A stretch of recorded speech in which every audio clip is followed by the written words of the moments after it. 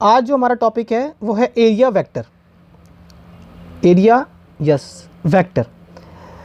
Actually अभी तक आप लोग यही सोचते होंगे कि एरिया है स्केलर क्वांटिटी होती है, ये तो हमें सिर्फ एक मेजर्ड वैल्यू करके दे देती है और कुछ नहीं होता इसमें। नहीं, ऐसा नहीं होता। एरिया एक वेक्टर क्वांटिटी है। इसको ऐसे समझते हैं, मान लीजिए अगर हमें किसी स्क्वायर का एरिया फाइंड करना है, हमने उसको एक कोऑर्डिनेट प्लेन पर प्लेस किया, ठीक है। तो ये अगर उसका लेंथ है और ये अगर उसकी ब्रेथ है, तो लेंथ इंटू ब्रेथ से हमें क्या मिलता है, एरिया। ये वाला पार्ट हमारा ए बी, यानी ए साइड है इसकी और इसकी साइड भी ए है। तो ए बी वैक्टर को अगर हम बी सी वैक्टर के साथ क्रॉस प्रोडक्ट करते हैं तो ये मिलेगा हमें A B into B C sine theta. Theta यहाँ पर होगा एंगल 90 डिग्री, क्योंकि स्क्वायर के दोनों साइड्स के बीच में एंगल 90 डिग्री होता है। साइन 90 1 हो जाएगा, ए इंटू ए स्क्वायर बन जाएगा। एरिया बन गया आपका ए स्क्वायर। यही आप लेते हैं, area of square A square लेते हैं आप लोग। आया कैसे, समझ में आया? क्या किया हमने, वेक्टर प्रोडक्ट। और वेक्टर प्रोडक्ट किसके लिए किया जाता है, वेक्टर क्वांटिटी के लिए। इसका मतलब एरिया क्या है, एक वेक्टर क्वांटिटी है। अब अगर ये वेक्टर क्वांटिटी है तो सर डायरेक्शन किधर होती है इसके वेक्टर की, तो आपको बता देता हूँ। एरिया वेक्टर की डायरेक्शन होती है परपेंडिकुलर टू द प्लेन, ठीक है। जिस प्लेन पर ये रखा हुआ है, मान लीजिए आप देख रहे हैं यहाँ पर ये वाई एक्स, यानी ये स्क्वायर एक्स वाई प्लेन पर रखा हुआ है, तो इसका एरिया वेक्टर जेड एक्सिस के अलॉन्ग होगा। अब वो Z axis positive Z axis भी हो सकती है, नेगेटिव जेड एक्सिस भी हो सकती है, ठीक है। तो ये किस चीज़ पर डिपेंड करता है कि हमने उसको रखा किस प्लेन पर है।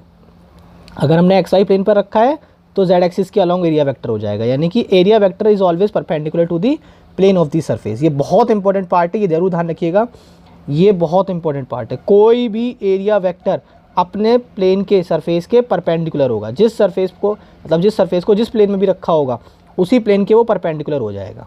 एक चीज़ और ये ध्यान रखने वाली बात है कि अभी जो हमने शेप देखी है 2D शेप है। 2D शेप में जो एरिया वेक्टर की डायरेक्शन हो सकती है वो किसी भी तरफ हो सकती है, पॉजिटिव की तरफ भी और नेगेटिव की तरफ भी। मान लीजिए हमने एक्स वाई प्लेन पर रखा है इसको, तो इसका एरिया वेक्टर ऊपर भी आएगा और अंदर भी जाएगा, यानी कि Z axis along positive Z axis भी जाएगा और अलॉन्ग नेगेटिव जेड एक्सिस भी जाएगा। ऐसा 2D सरफेस यानी ओपन सरफेस के लिए होता है। बट अगर क्लोज सरफेस है कोई, यानी 3D फिगर है, तो उस केस में क्या होता है, तो उस केस में ऐसा नहीं होता। क्लोज सरफेस के लिए 3D फिगर्स के लिए एरिया वेक्टर हमेशा आउटवर्ड मिलेगा आपको, हमेशा बाहर। जैसे यहाँ देखिए, ये मैंने एक क्यूब बनाया, यानी स्क्वायर का ही जो 3D सरफेस हो जाता है वो क्यूब बन जाता है। तो क्यूब के ये जो आउटर पोर्शन है आपको दिखाई दे रहे हैं, ये सभी बाहर की तरफ एरिया वेक्टर बना रहे हैं, अंदर की तरफ कोई नहीं बनाएगा एरिया वेक्टर, ठीक है। इसमें 3D फिगर में हर सरफेस का अपना एरिया वेक्टर होगा, वो एरिया वेक्टर हमेशा बाहर की तरफ निकलेगा, वो एरिया वेक्टर अंदर की तरफ नहीं जाएगा, ठीक है। ये ध्यान रखिएगा, 3D सरफेस में एरिया वेक्टर हमेशा अपने सरफेस से आउटवर्ड जाएगा, अंदर नहीं जाएगा, आउटवर्ड जाएगा, ठीक है। चलिए, तो ये हमने पढ़ा था किस चीज़ के लिए, हमने एक नई क्वांटिटी पढ़नी है, दैट इज़ इलेक्ट्रिक फ्लक्स। उसी को पढ़ने के लिए हम लोगों ने ये एरिया वेक्टर के बारे में सारी डिटेल में चीज़ें पढ़ी थी, ठीक है। उसके अलावा एक चीज़ और ध्यान रखिए, जैसे मान लीजिए अगर ये कोई सरफेस है, ये एक्स मेरे प्लेन पर रखा हुआ है, तो इसका एरिया वेक्टर ऐसे बाहर ऊपर की तरफ आएगा। यहीं अगर इसको मैं ऐसे रख देता हूँ, मतलब देखो ये वाला सरफेस इस तरह से हो गया, जबकि ये वाला सरफेस इस तरह से हो गया ऐसे, तो इसका एरिया वेक्टर इस तरफ जाएगा और इसका एरिया वेक्टर ऐसे ऊपर की तरफ आ जाएगा, ठीक है। तो ये डिपेंड करता है कि हमने उसको रखा कैसे, कौन से प्लेन पर रखा हुआ है। चलिए बात करते हैं इलेक्ट्रिक फ्लक्स की। तो इलेक्ट्रिक फ्लक्स एक क्वांटिटी होती है जो हमें ये बताती है कि number of electric field lines passing perpendicular to the plane of the surface. किसी भी सरफेस से जो परपेंडिकुलर इलेक्ट्रिक फील्ड लाइंस निकल रही होंगी, ठीक है, किसी भी सरफेस से परपेंडिकुलर इलेक्ट्रिक फील्ड लाइंस जितनी निकल रही होंगी वही कहलाएगा हमारा इलेक्ट्रिक फ्लक्स, ठीक है। डेफिनेशन आप लोग देख सकते हैं, the number of electric field lines coming out perpendicularly from a plane surface is called electric flux. देख लीजिए, जैसे मान लीजिए ये कोई सरफेस है या ये कोई सरफेस है, ये कोई सरफेस है, तो कितनी इलेक्ट्रिक फील्ड लाइंस परपेंडिकुलर निकल रही हैं, जैसे यहाँ 1 2 3 निकल रही हैं, तो इस वाले सरफेस के लिए कितना इलेक्ट्रिक फ्लक्स हो गया, 3। इस वाले सरफेस में से 2 ही निकल पा रही हैं, तो कितना इलेक्ट्रिक फ्लक्स हो गया, 2। तो यानी कि ये एरिया पे भी डिपेंड करता है। अब देखिए, इलेक्ट्रिक फील्ड लाइंस उतनी ही आ रही हैं यहाँ पर, बट एरिया कम ज़्यादा होने की वजह से क्या हो गया, number of electric field lines कम ज़्यादा हो रही हैं। इलेक्ट्रिक फील्ड लाइन तो सेम है, इलेक्ट्रिक फील्ड इंटेंसिटी देखिए मैंने लिखा हुआ इलेक्ट्रिक फील्ड इंटेंसिटी सेम है, लेकिन जैसे जैसे एरिया चेंज हो रहा है वैसे वैसे इलेक्ट्रिक फ्लक्स भी चेंज हो रहा है। तो इलेक्ट्रिक फ्लक्स एक तो एरिया पे डिपेंड कर रहा है। दूसरा, अगर मान लीजिए ये इलेक्ट्रिक फील्ड लाइंस इस तरह से किसी चार्ज से ऐसे बाहर निकल रही होती, ऐसे ऐसे हो रही होती। तो एरिया हमने सेम रखा, लेकिन जब उसी एरिया को यहाँ रखा तो यहाँ पर इलेक्ट्रिक फील्ड लाइंस क्या होंगी, क्राउडेड होंगी तो ज़्यादा निकलेंगी, जबकि यहाँ पर क्या होंगी, कम क्राउडेड होगी तो यहाँ पर कम निकल पाएंगी। तो जितना हम सरफेस चार्ज से दूर होते जाएंगे उतना ही, अगर एरिया कांस्टेंट रखो तो number of electric field lines बढ़ने पर फ्लक्स क्या हो रही है, बढ़ रहा है, और number of electric field lines कम होने पर इलेक्ट्रिक फ्लक्स कम हो रहा है। तो इसका मतलब इलेक्ट्रिक फील्ड इंटेंसिटी पर भी ये डायरेक्टली डिपेंड करता है, क्योंकि चार्ज का से जितना दूरी पर हम जाएंगे इलेक्ट्रिक फील्ड इंटेंसिटी कम होती जाती है, तो इसका मतलब फ्लक्स भी कम होता जाएगा। अब हमने इसको कंबाइंड किया तो हमें मिलेगा ई डॉट ए। अच्छा, अब आप देखोगे सर आपने कॉस थीटा क्यों यूज़ किया है। देखिए मैंने क्या बताया था, इलेक्ट्रिक फील्ड परपेंडिकुलर लेनी है। मान लीजिए ये कोई सरफेस है, इसका एरिया वेक्टर परपेंडिकुलर हो गया, लेकिन इलेक्ट्रिक फील्ड परपेंडिकुलर नहीं है, ऐसे जा रही है, तो हमें इसका क्या करना पड़ेगा, कंपोनेंट बनाने पड़ेंगे, एक इस साइड और एक इस साइड। तो इस साइड वाला एंगल हमेशा किसके बीच का लेना होता है, इलेक्ट्रिक फील्ड और एरिया के बीच का। तो इलेक्ट्रिक फील्ड और एरिया के बीच का एंगल हमने थीटा लिया, तो इस इलेक्ट्रिक फील्ड का इधर वाला कंपोनेंट ई कॉस थीटा हो जाएगा और इधर वाला कंपोनेंट ई साइन थीटा हो जाएगा, ऊपर वाला। तो सीधी सी बात है कि हमें कौन सा वाला कंपोनेंट लेना है इलेक्ट्रिक फील्ड का, परपेंडिकुलर वाला, यानी कि ई कॉस थीटा वाला। तो इसलिए यहाँ पर जो थीटा है ये ई और ए के बीच का एंगल है, that is E A cos theta बन जाएगा। तो उसकी वजह से हमारे पास फ्लक्स का फॉर्मूला आ जाएगा ई डॉट ए।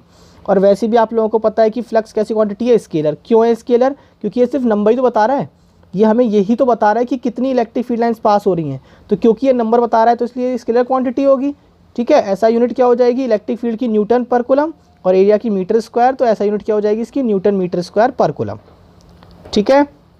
यही सारी चीज़ मैंने जो सब डायग्राम बनाई सब यही बताया है कि एरिया बढ़ाने पर फ्लक्स बढ़ेगा, एरिया घटाने पर फ्लक्स घटेगा, इलेक्ट्रिक फील्ड जितना दूर होती जाएगी उतनी फ्लक्स कम होता जाएगा, ठीक है ना। चार्ज से जितना दूर आप जाते होगे इलेक्ट्रिक फील्ड इंटेंसिटी कम होती जाएगी, तो एरिया फ्लक्स भी कम होता जाएगा, ठीक है। The electric field lines which is along area vector only contribute to electric flux.